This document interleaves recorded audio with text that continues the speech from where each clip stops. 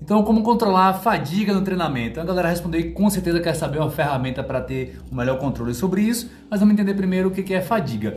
A fadiga é uma incapacidade de você continuar mantendo a resposta aos estímulos, seja eles musculares, estímulos psicológicos, por exemplo. Tem a fadiga central, a fadiga periférica. Então, a fadiga, de forma geral, é uma incapacidade de manter resposta aos estímulos de forma otimizada. Durante o processo de treinamento, a gente manipula justamente a fadiga. A gente gera estímulos que vão gerar fadiga e aí seu corpo se adapta a essa fadiga e você consegue evoluir no treinamento, seja ele na corrida, musculação, ciclismo, qualquer esporte que seja. O processo de treinamento basicamente é manipulação dos estímulos que geram a fadiga e esse controle é importantíssimo para que a gente consiga evoluir sem ter nenhum decréscimo, sem ter nenhum prejuízo com relação à fadiga central exacerbada, uma fadiga que seja fora do controle daquilo que a gente quer como estímulo e como resposta. E aí nós temos a fadiga periférica, que está mais relacionada aos membros, mais localizada, a fadiga muscular localizada, por exemplo, e a fadiga central, que está relacionada aos estímulos neurais e essa resposta do nosso cérebro aos estímulos do ambiente, aos estímulos do treinamento, por exemplo.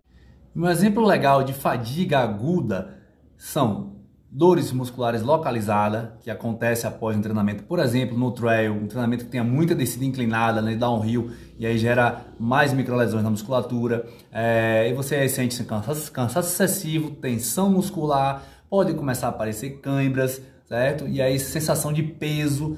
E ficar ligado nesses sintomas é importante para você saber quando precisa descansar para recuperar e conseguir depois treinar com estímulos que você vai responder com mais efetividade, tá? Com mais eficácia, e não deixar isso acumular e isso se tornar uma fadiga que possa vir a ser uma fadiga mais centralizada, onde o sistema nervoso central não quer responder mais aqueles estímulos por conta que você está muito cansado. Então, e após tanto acúmulo de fadiga no dia a dia e você não recupera de forma ótima após algumas semanas de treino, por exemplo, sem descansar o suficiente, essa fadiga começa a ser uma fadiga centralizada, o sistema nervoso central não quer mais responder aos estímulos porque você precisa descansar, tá? Então o seu corpo começa a te sabotar realmente para que você não treine mais, aí começa a mexer no seu humor, você já não responde mais com um humor legal no dia a dia, você já começa a ter falta de vontade de fazer as coisas, até aquele treino que é divertido para você, você já não quer mais fazer aquele treino porque está faltando vontade, porque você realmente está cansado e aí seu corpo não quer se expor àquele estímulo.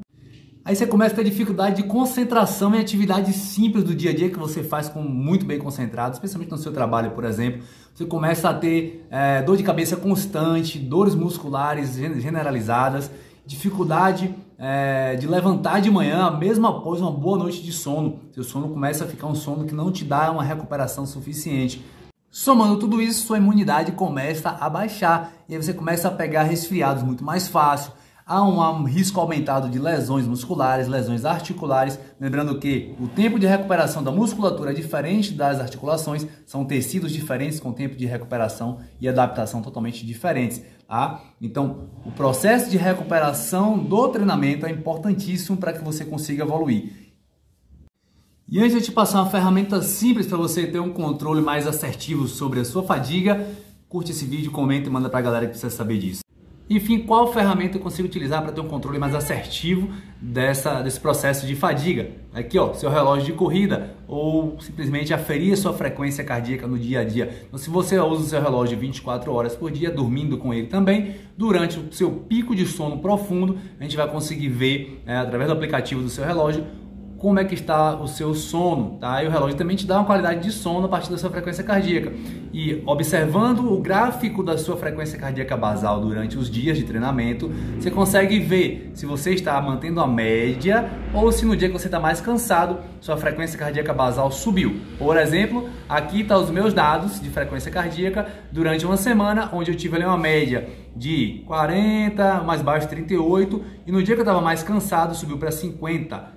Já cheguei até 55, então eu começo a ficar alerta com isso, porque eu posso já começar a perceber, associando a outros sintomas que eu estou sentindo no dia a dia, que eu estou entrando num processo de cansaço.